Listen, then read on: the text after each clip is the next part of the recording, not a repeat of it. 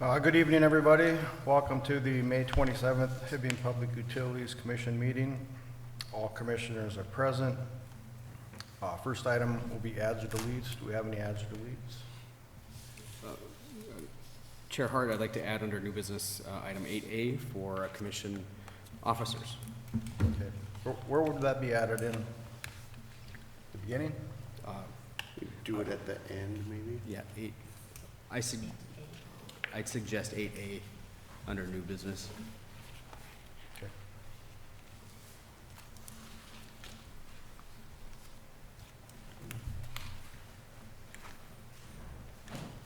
Any other new business? I mean, any other adds or deletes? No. If not, we'll move to a citizens forum. I haven't been presented with anything, so we'll move to approval of the minutes of the April 8th and April 22nd, 2025 commission meetings. What is the wish of the commission? Mr. Chairman? Yep. I have a correction on 7E. There was a misprint in the name there, so if that could be corrected. I went from Doug Hoff, H-O-F-F. Doug Hobbs. It's the only correction.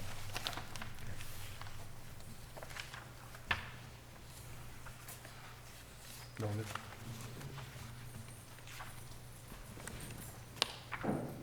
Other than that, I make a motion to approve. There you go. I'll support it.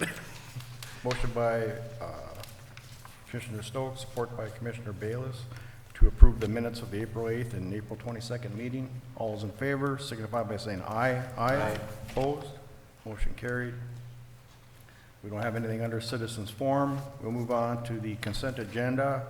Item 5A, approve invoices greater than $10,000, approve the bills and ACH transfers dated April 17th to May 21st. Item 5B, approve payroll paid and overtime report for May 1st and May 15th pay dates. Item 5C, approve resolution 2503, authorizing the issuance and sale of $458,551 taxable utility revenue notes. Item 5D, approve resolution 2504, resolution to join U.S. Highway 169 Range Gateway Coalition. Item 5E, approve exempt employee salaries effective January 1st.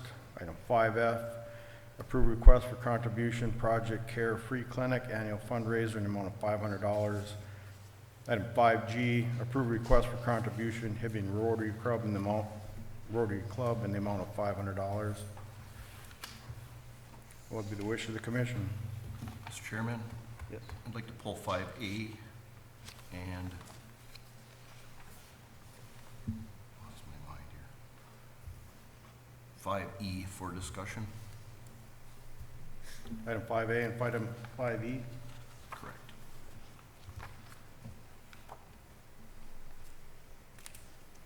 Is there a motion to approve the remaining items? So moved. Support. Motion by Commissioner Stokes, support by Commissioner Sandsted to approve consent agenda items 5B, 5C, 5D, and 5G. Any further discussion? Hearing none, all those in favor signify by saying aye. Aye. Opposed? Motion carried. First item, 5A, Mr. Stokes? Yes, Mr. Peterson, I'd like to direct this to you. I see there was some invoices here that were of a substantial amount that weren't paid from January. And I wonder if you could give me an update on that, and do we have any other? Yeah. Could you just, which ones are those, Commissioner Stokes? Those would be Rice Lake Construction Okay. and Yep. Virginia Transformer. Yes. First ones were from January, the second one's from February. Yeah, okay. So the Rice Lake ones, there was a, I'm looking on page 23 of 267 for Rice Lake Construction. Correct. And the South Water Treatment Plant project payment in the amount of $584,385. If I'm not mistaken, that was pay app 10 and pay app 11. And those came, even though they were submitted to my inbox or submitted to Bolton and Mink through the DocuSign process, I did not sign off on them until March, and then they got routed a little bit longer. So there was just a delay in the processing of those, even though the invoice date was from, and it's correctly noted on here, it was for work ended the month of January. It didn't come into my inbox until March, and then was paid after that. So, and I've been in contact with Rice Lake Construction about this and Bolton and Mink. So the date the invoice was approved from HPU is not January 31st, because that pay app covers work that was completed in the month of January. So work for the year of January, for the For year the- of 25. Correct, yeah, for the month of January, which was just delayed in processing.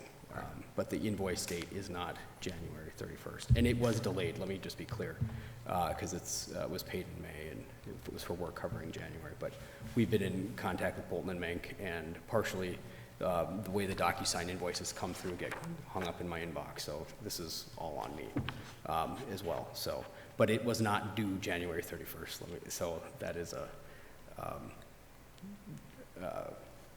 documentation issue.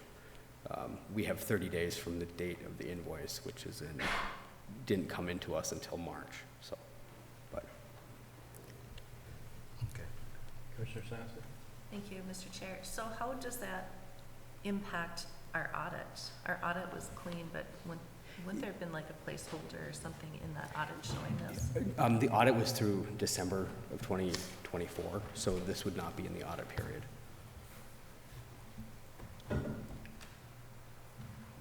Then it would be in the audit for next year. Correct. So is it going to affect next year's audit? I think we'll want to have a solid explanation of it to understand how that fell through the cracks, and we've been doing a lot of communicating with Rice Lake and Bolton and Mink recently, and I'm very sure that this is an anomaly and not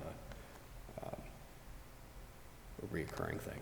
So it means that the invoice date, so when I see invoice date 1/31/2025, where are we getting that information from? So that typically comes on the top of the pay app, where it says the work covered through. And when that, it's 30 days from the time that I approve the pay app is what starts the statutory deadline. So that was entered in pay app 131, but then you get it sent through a DocuSign. Yes. And then once I approve the DocuSign, which is me signing off on the pay app, that starts the 30-day, that starts the 30-day time clock for acceptance of invoices. So it doesn't start until you open inside the DocuSign. Correct. So theoretically, that would not affect our audit because they're gonna count from the time you open it and sign it, or when the invoice date was? They're gonna look at 30 days after invoice acceptance. And also the overall pattern too, if this is an anomaly or if this is a recurring item.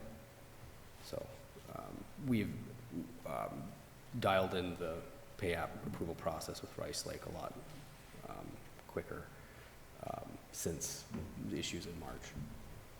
So. Sure. Does this affect our cash flow then, or where does this money actually come out of? Is it again in our cash flow? So the way it works is because this is through the PFA, once we accept the invoice, we submit that invoice for reimbursement through the PFA. So until we accept it, it doesn't affect our cash flow.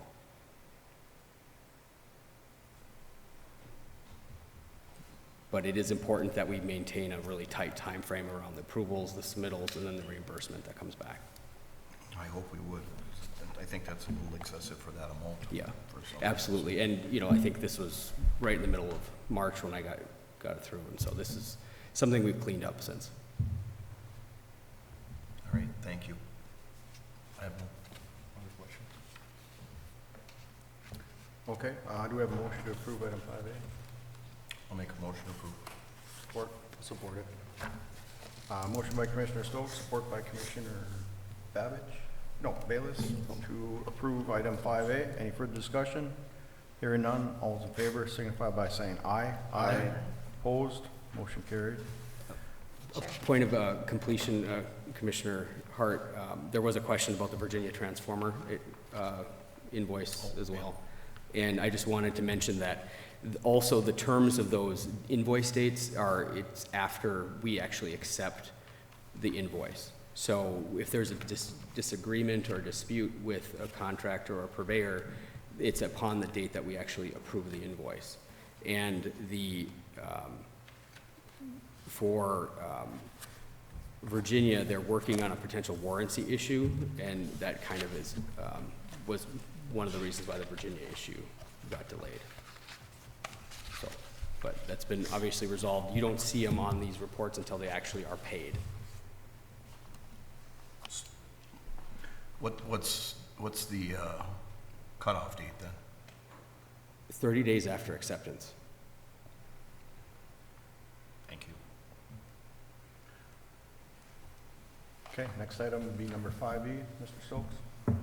Yeah, I just wanted to point out that we have the correction sheet in front of us that one of the individuals that is up for a raise has a longevity clause in the contract out of the other managers, so the amount reflected on the total is not the exact total. I just wanted to bring that forth to the commission so they understand that there's a 5% longevity pay on top of that received.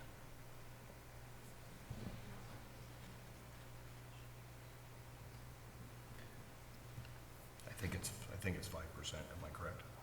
Is he in the 5%? 2.5.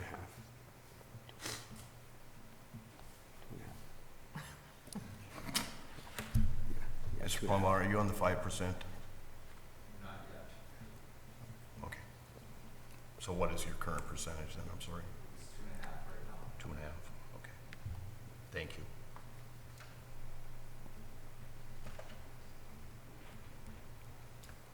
Any other questions? No, that's all, thank you. Okay, what will be the wish of the commission on item 5E? Motion to approve. Support. Motion by Commissioner Stokes, support by Commissioner Sandsted, to approve item 5E. Any further discussion? Hearing none, all those in favor signify by saying aye. Aye. Opposed? Motion carried. Move on to financials and risk management. Item 6A, approve April 2025 interim financials. Mr. Peterson? Thank you, Chair Hart. Commissioners, ahead of you is the financial report for the month of April. That's the 4 months ended April 30th, 2025. As we talked about with March financials, we had a very strong heating season, which is leading to an improvement in revenues versus last year. We are $1.3 million higher for the first 4 months of 2024 versus 2025 versus the same period in 2024. Also, the operating expenses total $11.4 million, which is the same amount as last year, which shows that we have been good at buying lower price gas and fuel while also mitigating expenses elsewhere. So we have higher revenues with flat expenses year over year. For the period ended April, total income, which is revenues minus expenses, stands at $2.5 million for the month ended April 30th, and that compares, it's about almost $1 million higher than last year at this time of $1.6 million. So it's a sign that things are in the right direction. Also, it helps to have, from a revenue perspective, obviously the strong billing months of a cold winter. We can't have that forever, and we also expect fuel prices to rise in the future. So, but overall, things are going really well. The total change in net position stands at $2.5 million, or $2.7 million, I'm sorry, which also shows some non-operating income as well. So with that in mind, I'd request the commission approve the 2025 month ended April financials.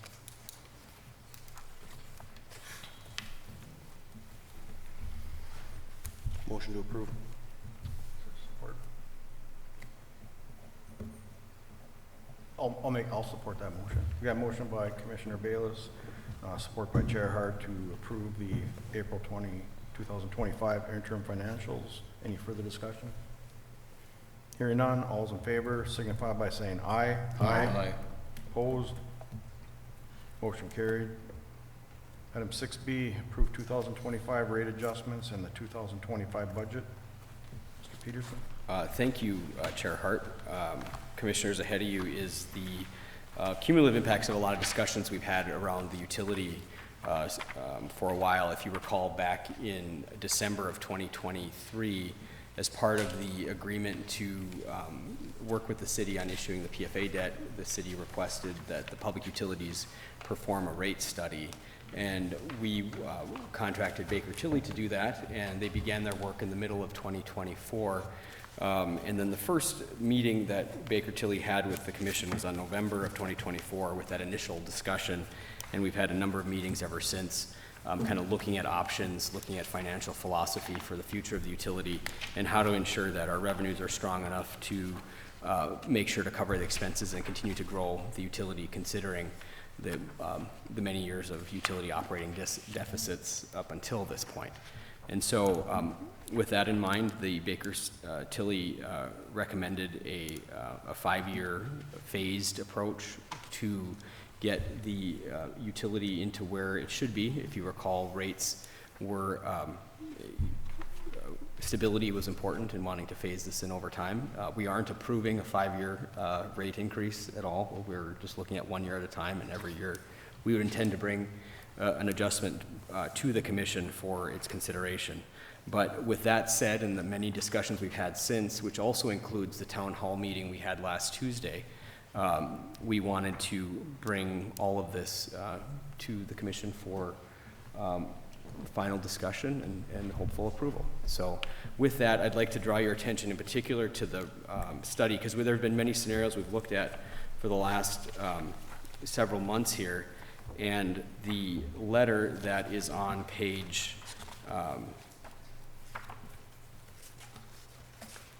page 119 talks about the recommendation for option 1, which is the bare bones, unbiased, outside opinion on how we should change rates this year. And that's in a memo dated May 23rd, and that's also been what we've talked about as option 1 throughout the various presentations the last couple of months. In that, we have an electric utility rate increase of 5.4%, a gas decrease of 4.5%, steam increase of 3.5%, and 11.25% for the water utility. And if you could, Ron, bring up those slides here. I just want to show the members of public what this looks like.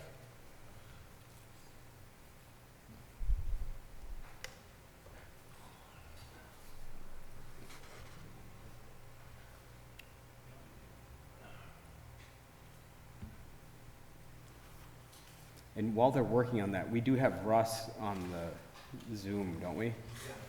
Okay. All right. Bear with us. Hello, Russ. Good to see you.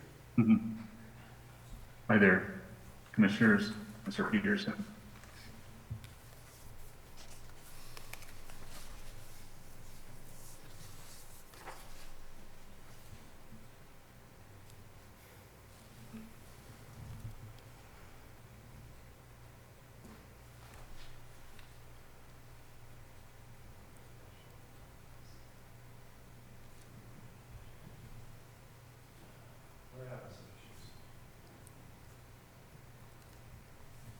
Maybe, Chair, this is Chair's prerogative, but while they're doing that, I wonder if it would make sense to hop over to the financial audit for 2024.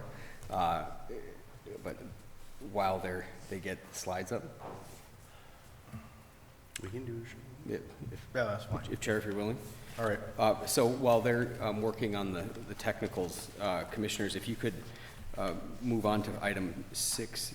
Yeah, Chair? we'll move on to item 6C, Hibbing Public Utilities, financial year 2024 audit report. Mr. Peterson? Yeah, thank you, Commissioner Hart. Commissioners, as we had had a special work meeting on the 29th of April to review the audited financial results for the year ended December 31st, 2024. The entire packet of audit presentation is included in here, and as is customary and appropriate, the audit requires commission approval.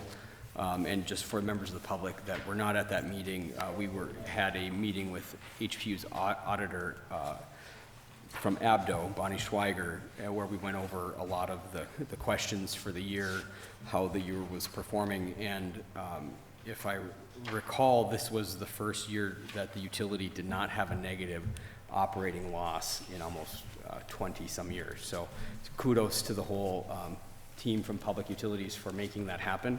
And granted, you know, we just had a small non-loss, let's call it, but it is a huge momentum change from years past. So, and also there were no recommendations for the audit or no caveats on the clarity of the audit opinion. So with that in mind, we're very sign of all the work that was done over the last few years and culminating in what we would say is a perfect audit. So commissioners, without any further ado, I'd request that you approve the audit. Thank you, Mr. Peterson. What will be the wish of the commission? I'll make a motion to approve. Support? Support. Motion by Commissioner Stokes, support by Commissioner Babich to approve the 2024 audit. Any further discussion? Hearing none, all those in favor signify by saying aye. Aye. Opposed? Motion carried. Are we ready to back up?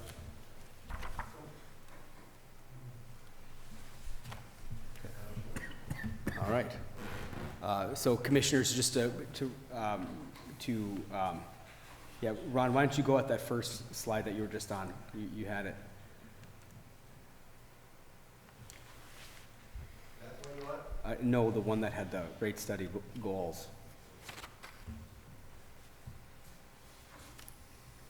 Okay. So the goal of this rate study,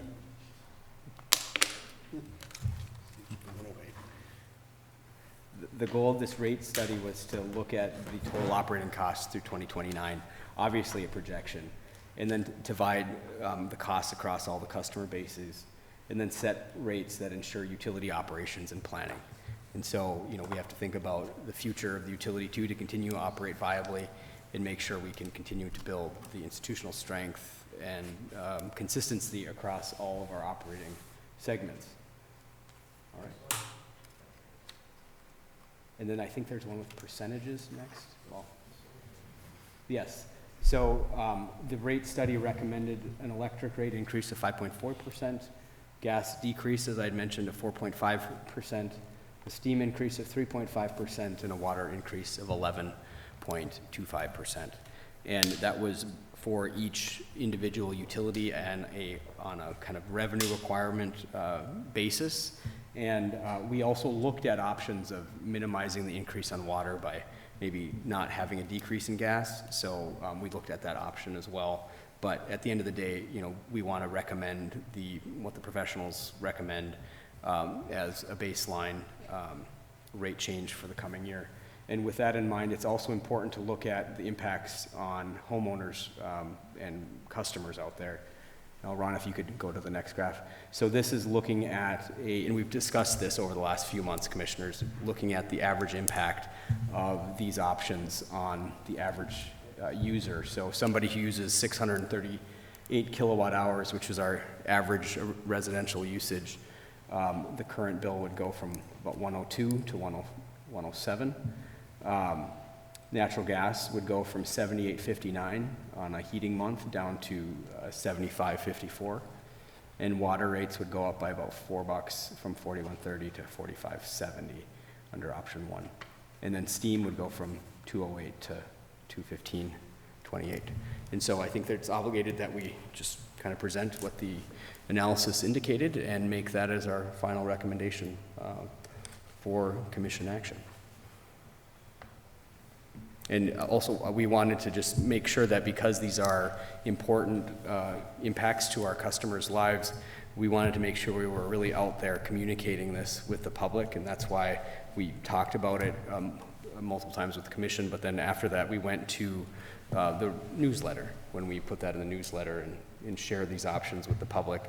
And then we had the open house last week, and almost everyone was there, and folks had the opportunity to bring in feedback. So with that, we have Russ Hissam here, who's also able to answer any questions that the commission might have. Anybody have questions for Russ? I was just curious, Russ, did we do any forecasting of gas price increases? Because I know the last meeting we talked, as a commission, potential for gas price increases were coming, at least for what the market's showing. Can you speak a little bit on that? No, in the studies with the information that we had at the time, we kept the price of gas constant. And the assumption was that if there's increases in gas prices along the way, that they would probably need to flow through the PGA factor that's applied each month. So this is based on the base cost of gas assumed for the period of the study. So that wasn't included. Okay, thank you.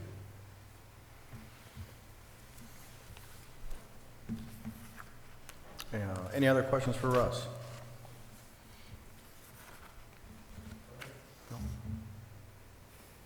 don't think so. What would be the wish of the commission?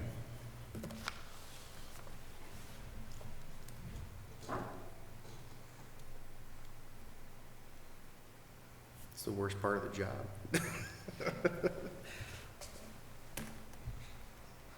Chair, are you contemplating two motions here, one for the rate and then one for the budget? I see it's captioned under the thing. They go hand in hand, but, Yeah. you know, Yeah. for clarity, probably good to separate.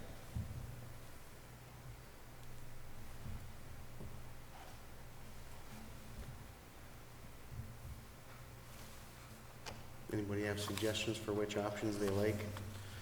And I think we talked at the last working session, I don't know, I felt like I was leaning more towards the lower across the board, not decreasing gas. Water was a little bit less of an increase. I was more in favor of that. It's probably not correct by the numbers, but I think it's a little easier to stomach. I'm in agreement with you on that. I felt the same way. What do you think, Chair?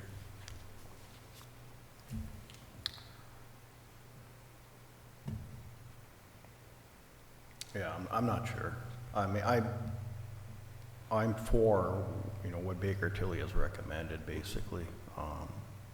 I'm not sure that we should be here deciding rates just on our feelings or emotions. So Right. that's the way I approach it.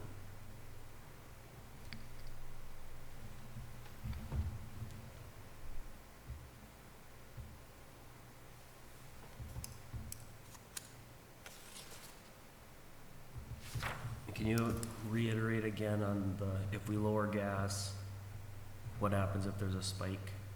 How we're gonna afford that? So, Russ had mentioned the PGA, which stands for the Purchase Gas Adjustment. So under this model, the baked-in gas price that's been used over the last couple of years would be our kind of base cost of gas. And if gas prices went up, the utility would leverage the Purchase Gas Adjustment, which is an ability to flow through the commodity price changes onto customers' bills if we needed to. So that's an option that we have. That's why it exists. You remember the polar vortex. Obviously, we haven't seen a gas price spike, but that was the last time we significantly used the PGA. Since then, there's also been both a increase and then a decrease in the commodity prices of gas. So we haven't felt the need to overly rely on the PGA since. So that's been kind of nice. I know customers don't like to have that line item on their bill. But if we do if we follow the recommendation, we would then use that if the price of gas goes, goes through the roof. We've been, knock on wood, having a good job of buying gas recently, so our weighted average cost of gas is the way it's been, right, below $5 a decatherm for sure, averaging between upper threes and $5. So that's good, and it would be something that would go outside of that cost that would make us have to rely on it. So if we go with option 2, if the commission goes with option 2, there would be a little more flexibility in that, but it wouldn't alleviate the risk of using the PGA. It would just, there'd be more kind of inherent profit in the gas utility that would absorb it. Mr. Chair. Mr. Peterson, can you maybe just talk to the public about why we have the need for these increases? The utility in the past several years really has not kind of kept up. And now we're at a point where we need to make some changes, but we need to be very thoughtful in how we do this. And then I have another question on that. And under this proposal, does it impact any user group unequally? I mean, does it really impact one user group unjustly or more significantly? I shouldn't say unjustly, but have we done the work to make sure that there isn't a little pocket of somebody that's going to get really hit by Yes. these increases? Okay. So if I could answer your first question, which is to the public, members of the public, nobody likes raising rates. I think it's very clear, and that's why a commissioner's not jumping on their seat to, volunteer to make that first move. The whole utility takes your rates and your cost of utility service very seriously, and we know that, none of this comes easy. The utility also has to remain financially solvent and continue to invest in our operations to provide you that high quality service that you deserve. The work that we've done on improving our reliability is a perfect instance, and I think that's one of the items to tout our success. Is we've spent a lot of time and money specifically on vegetation management and in our line operations to improve our reliability, and as a result, our reliability scores have improved drastically. And when we do that, we are doing the right thing for the ratepayer, and that takes money, that costs money. And in order to kind of continue to invest in that reliability and bring our system up to not just code, but up to the best it can be for the future, it will require a continued investment. And so I hope everyone understands the seriousness which we take all of our financial stewardship of the utility, but also your reliability and your quality of life. And with the perfect example of investments in reliability that we've made, the electric utility especially has operated at a loss. And so as we do that, that's why we see the rate increases are necessary. We also want to make sure that there's not overly undue rate shock for that. And so with that, we have a plan in place to make sure that there's no big spikes in the next year, and we'll continue to make investments that will pay off with more reliability and better service for the future. And to answer your second question, Commissioner Sandstead, the one area we've looked at the rate classes and for the rate design, and the graphics we've shown there is for the residential homeowner. And that is somebody that's near and dear to all of our hearts. We also know we have a business community that's thriving, and with the boom and bust in the mining economy, I think there's a lot of concern right now for our business customers especially. We did look at things that we can do to make sure we're not impacting those customers any more. And one of the items we realized is on the small power rate design. And I had emailed about this separately, but that there was a tiered demand charge, which was odd. It's odd for a utility to have a tiered demand charge for a small power customer. And for right now, what we've done is recommended getting away from those two tiers of demand and going to just a single one. And that change had minimized some of the big spikes that that customer group could have seen. That the folks in that group also tend to have, and sorry, I'm getting really deep in the weeds now with utility jargon, so customers at home, just a bit of forgiveness here. So if you think about a small restaurant or a bar or something like that, who has big coolers or air conditionings that kind of come on for a big spike, but then most of the time are not there. So those are called low load factor customers. So they typically, on average, use only a small percentage of their peak versus they're gonna peak and they're gonna be billed on that demand charge higher. And so that change of going down to just one rate to bill demand on is, with a low load factor customer, this is better. Those people with low load factors, though, do need to take advantage of our conservation improvement programs as well as our energy audits, because a low load factor is just very inefficient, and it's also the most expensive to serve because we have to have the system there to serve that customer at their peak, despite it on that. So on the one side, reducing the demand rate to 1 will help. On the second side, really promoting our energy conservation improvements and making the upgrades necessary to their services to minimize the low load factor as much as possible. Thank you. So is this taking effect now, or do we have to vote on the eliminating this tiered factor? That elimination of the tiered factor is in the Baker Tilly recommendation. And so if that is approved, that would, and I'd recommend taking effect July 1st. So it gives us a month to put this in. Does that address the concerns you had about the commercial power stuff at all? In the short term, yes. Okay. Okay. So, Mr. Chair, I think if we keep kicking the can down the road, then we just keep kicking the can down the road. I think the proper recommendation, or the proper decision is the recommended rates by Baker Tilly. I think that's financially correct. As much as I don't like to, I'll make the motion to go with Baker Tilly's recommendation. I'll support. Motion by Commissioner Bayless, support by Commissioner Sandsted to approve option 1 rate adjustment. Any further discussion? Yes. The budget then is just for the 1 year. This isn't the 3-year budget, That's correct. Okay. We will be back in November with the 2026 budget. And we'll have it buttoned up by January 1st? Yes, Thank that you. is my intention. We had that recording, right? We have that recording. Yes, perfect.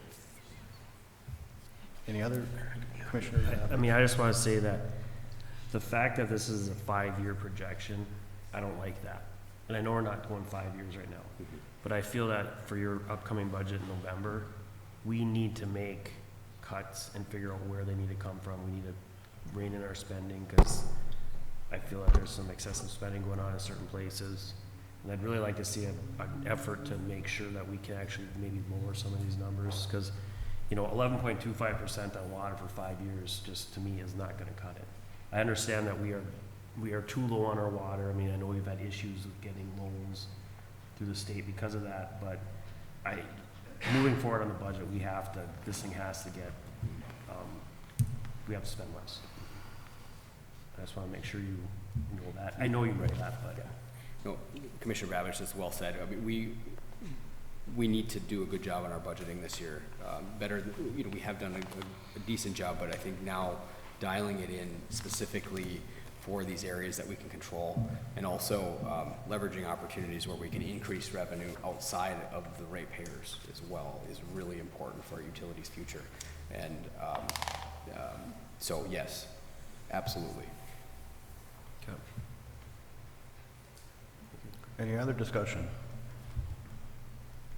Okay, hearing none, we'll have a roll call vote for clarity. Commissioner Bayless, In favor. Commissioner Babbage, In favor. Chair Hart, in favor. Commissioner Sandsted? In favor. Commissioner Stokes? Against. Motion carried. Next item, we move on to item 6D, approve purchase of blow-down transmitters and sensors from Emerson LLP in the amount of $64,268. Mr. Peterson? Thank you, Commissioners. If I could ask Paul Plumon to approach the dais, please. Commissioners, this is our boiler blow-down project and some additional controls work that's needed in there. So, Good evening, Chair. Good evening, Commissioners. We have before you, it's actually two separate quotes, but it's for the same project. They came in at different times for a grand total of $64,268.57. So these are the recommended controls that are going to integrate. They're recommended by Nova Spec that will integrate with our Delta V system. This is the equipment that's going to get the boilers currently in there safe for boilers 1 through 3 up to the 20th century. Currently, the blow-down system, as we said before, the current one we has boiler 1 and 2 as a manual system where they're doing their continuous blowdown. This would automate part of that and put that into the computer. And the path that we currently have for our blowdown system is collapsed and is not functioning correctly as it should.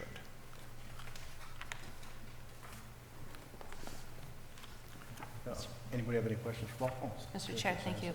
Is this part of a budget that we've looked at prior? this was part of the 2024 budget that we're still Was making approved. continues, yes. Got it. I'll make a motion. Okay, is there support? Second. Motion by Commissioner Sandsted, support by Commissioner Stokes to approve the purchase of transmitters and sensors from Emerson LLP in the amount of $64,268.57. Any further discussion? Hearing none, all those in favor signify by saying aye. Aye. Opposed? Motion carried. Item 6E, approve bar engineering to perform boiler blowdown design not to exceed $55,000. Thank you, Chair, Commissioners. Before you, we have a estimate from Bar Engineering for the continued support of the boiler blowdown project. For reference, we did have roughly $75,000 still open on their blanket PO from last year. However, for clarity, that blanket PO still included things like turbine 3 rebuild project support, various scanning of SRV valves. So for clarity, this going forward is just for the current prints, the electrical prints, instrumentation prints, and as-builts, any on-site need on an on-call basis that we would need going forward, but this is just for the boiler blowdown system. So we pulled it out so it's not all jumbled into one engineering services piece, and it would be just for the boiler blowdown system, not to exceed the $55,000.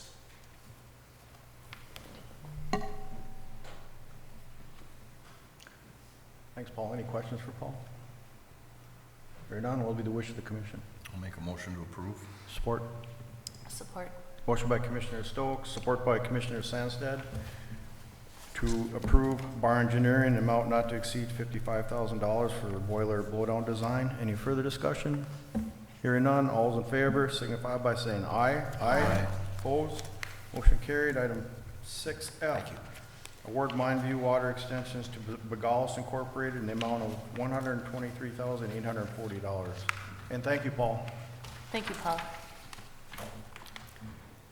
Thank you, Mr. Chair Peterson. Hart. Commissioners, ahead of you is the estimate to extend the water main from where it currently is up just about 800 feet up to the pump house for the Mindview tourist overlook. And the extension that we are doing is an 8-inch extension, which will allow us, if economic development moves into the area, to further continue to move and expand and serve that. So as part of our conversations with the city of Hibbing last year, the public utilities had agreed to partner, well, take care of this part of this project. And this project has gone out for quotes. 5 contractors were contacted, which included Begalis, Geislinger, KGM, Munger Excavating, and Winger Excavating. And 2 declined to submit a bid, and 2 had no response. Bogalis Inc. was the sole project quoter, and he quoted $123,840. And we are recommending that the commission move on that. It is a fair quote. It is below the engineer's estimate, and look forward to answering any questions you might have. Thank you, Mr. Peterson. What will be the wish of the commission? Motion to approve. Second.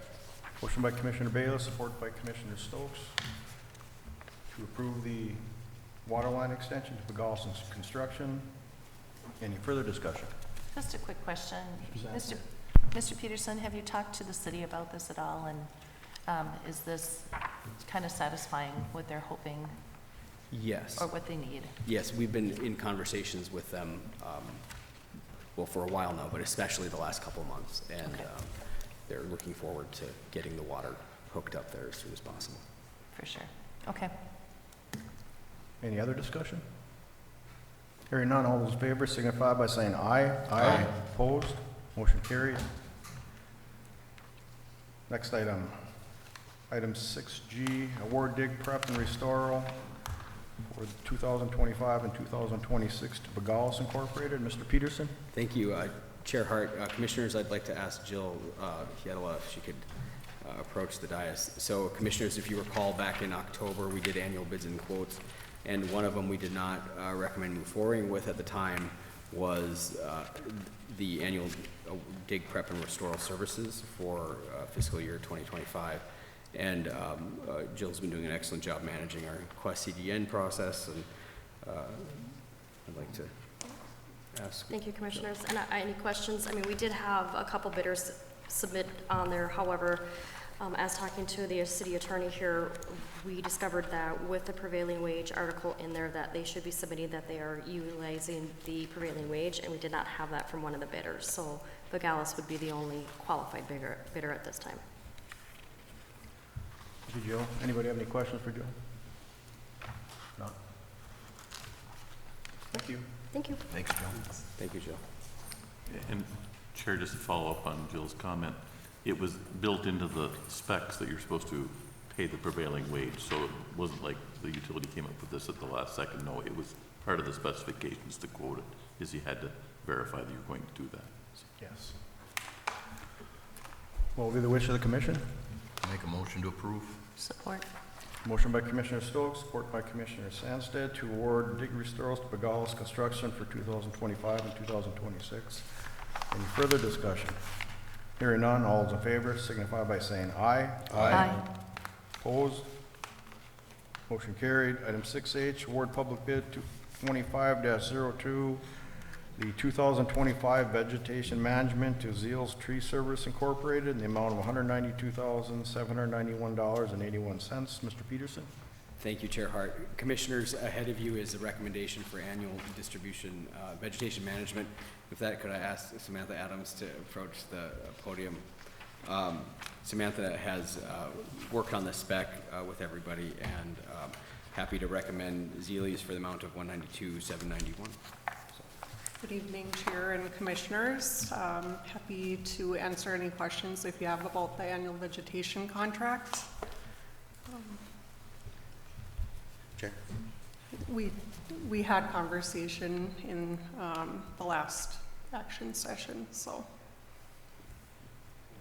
Mr. Bailey? Yeah, and we had a map in the last one about the coverage area, right? That's in that packet from before, Yeah.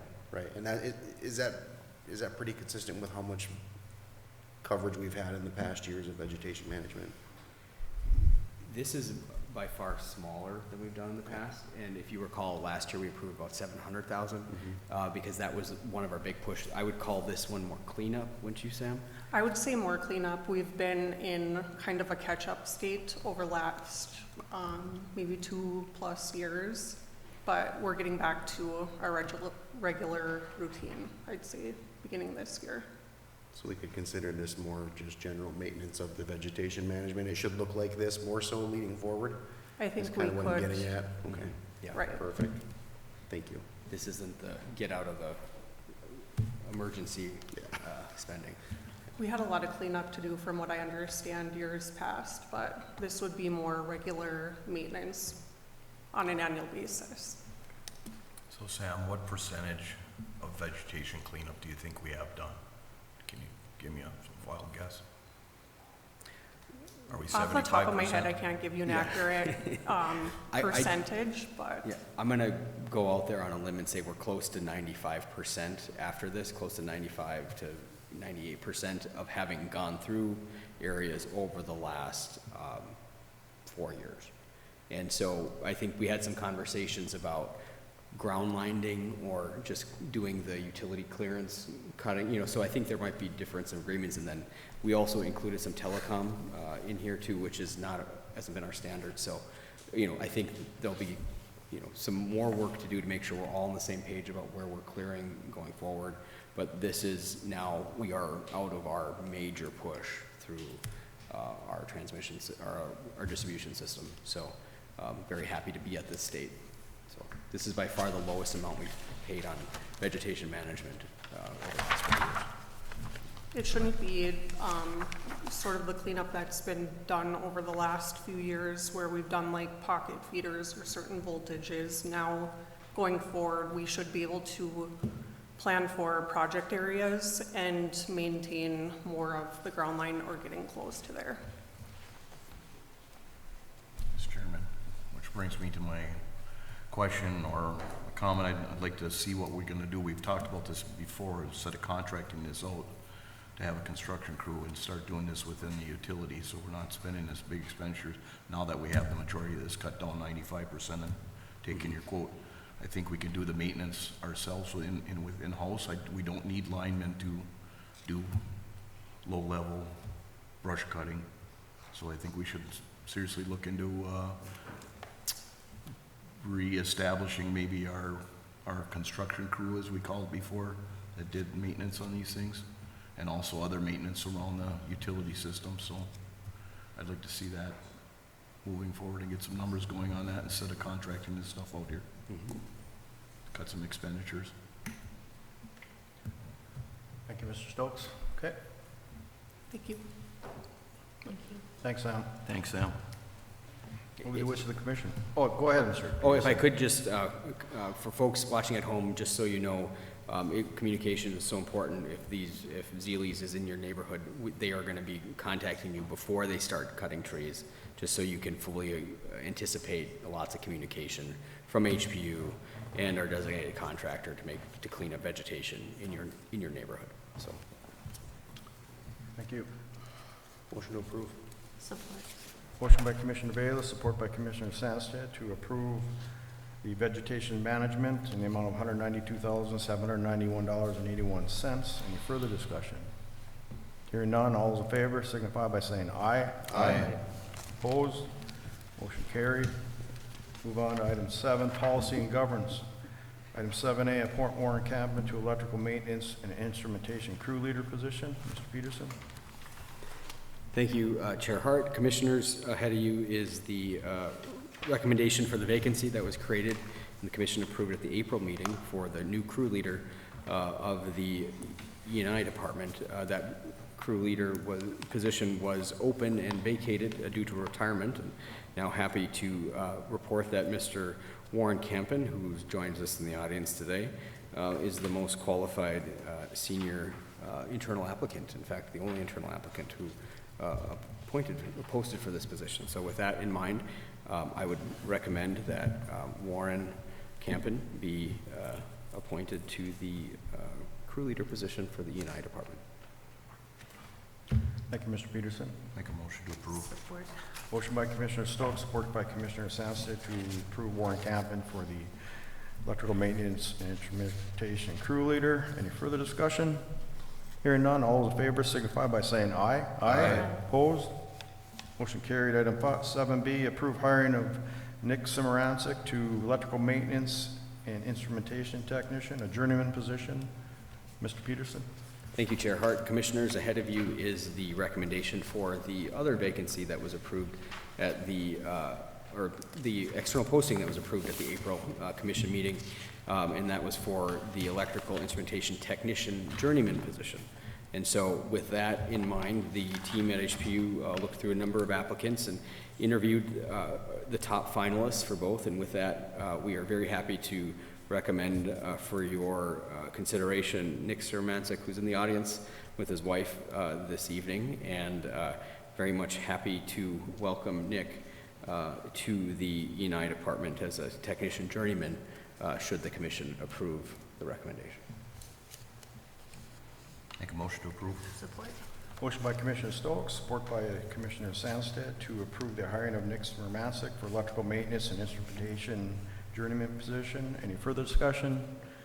Hearing none, all those in favor signify by saying aye. Aye. Opposed? Motion carried. Item 7C, declare vacant and approve posting for electrical maintenance and instrumentation technician position. Mr. Peterson?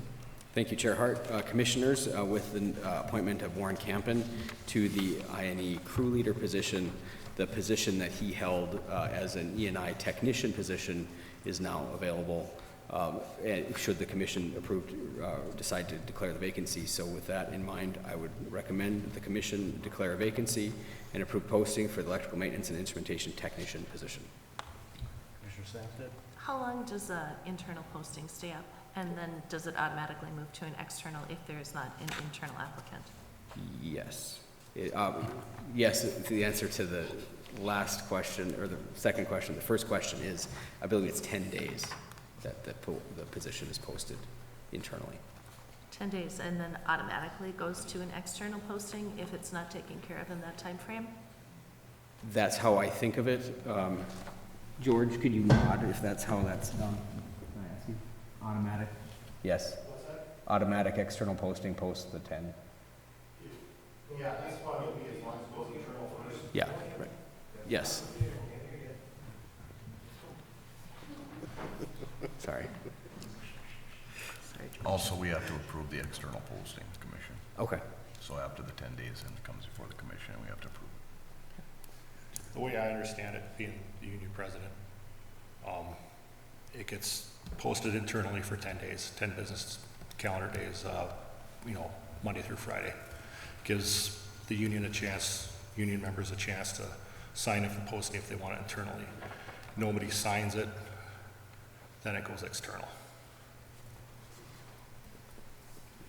Can we, instead of having it brought back to the commission to be posted externally if it's not filled, can we take care of that tonight in one motion?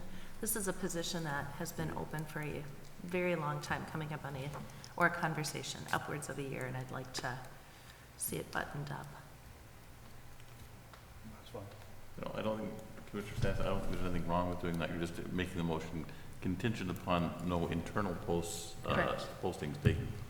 Then you're just asking the management to go ahead and post it externally, assuming that no one meets the criteria. Correct. I got one more question regarding this. Is this going to be an apprenticeable position? If like someone inside still signs up for it, they're not quite qualified, but they want to do the apprentice side of things, would you accept that during that 10-day grace period as an internal posting? It is a technician position, and we would just look at the internal most qualified position for that. Any other questions from the union side? Okay. Thank you. Thanks, George. Thank you. Is that your motion then? I'll make the motion contingent upon no internal applicant. Okay. I'll second. Motion by Commissioner Sandsted, support by Commissioner Stokes to approve posting for electrical maintenance and instrumentation technician position internally and to move externally if nobody applies. Any further discussion? Hearing none, all those in favor signify by saying aye. Aye. Opposed? Motion carried.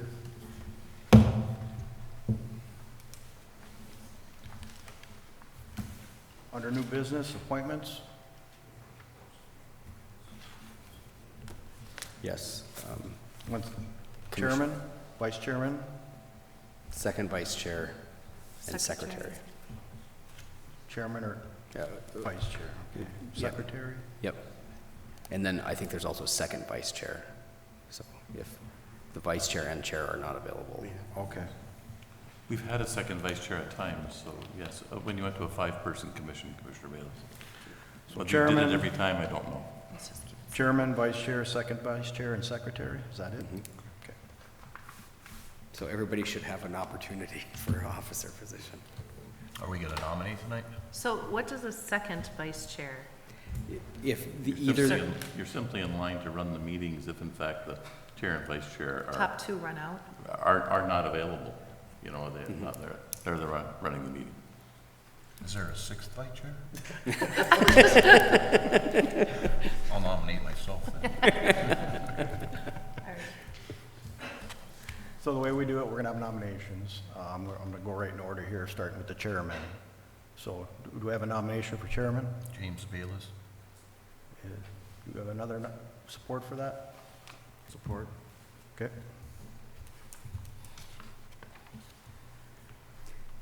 Any other nominations for chair? Hearing none, our nomination for chair is James Bayless. Do we need a vote? Vote on that. Okay. All those in favor of James Bayless for chairman signify by saying aye. Aye. Opposed? Motion carried. Thank you. You want to take over from here, or do you want me to finish it No, off? I'll take next meeting. Okay, perfect. We have a nomination for vice chair. I nominate Julie Sandsted. Okay, I'll support that. We have, any other nominations for vice chair? None? All those in favor of Julie Sandsted for vice chair signify by saying aye. Aye. Opposed? Motion carried. Next one will be second vice chair. We have a nomination for second vice chair. I would nominate Jeff Hart. I'll support that. Okay.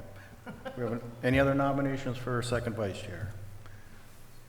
Not? All those in favor signify by saying aye. Aye. Opposed? Motion carried. Last item will be nomination for secretary. I nominate Jesse Babich. I support that. Any other nomination for secretary? Not? All those in favor signify by saying aye. Aye. Opposed? Motion carried. Any other new business before the commission? Mr. Chair, I have one.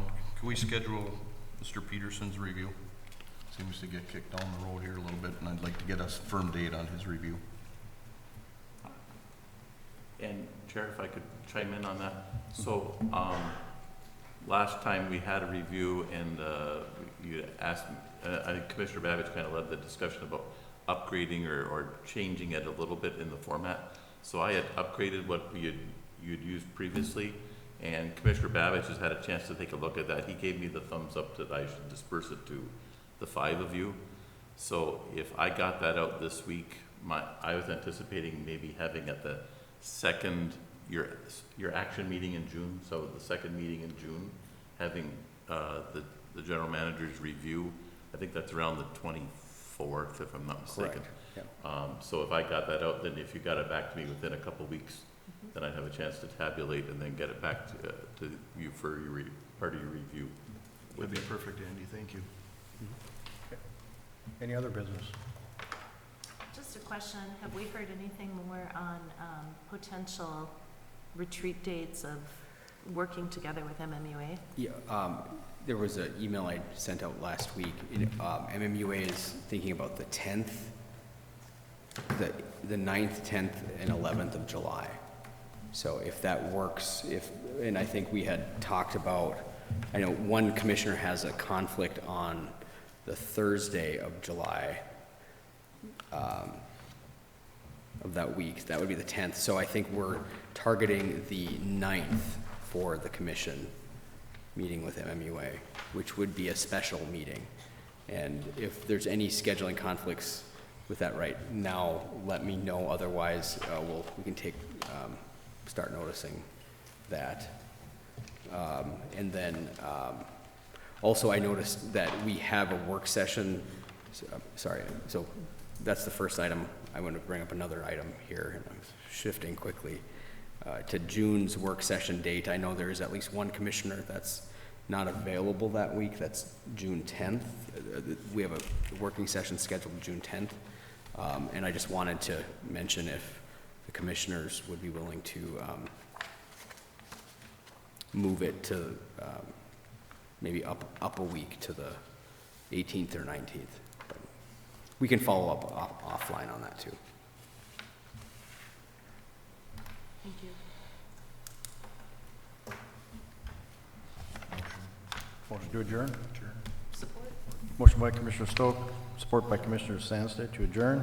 All those in favor signify by saying aye. Aye. Opposed, motion carried. Thank you, everybody. Thank you.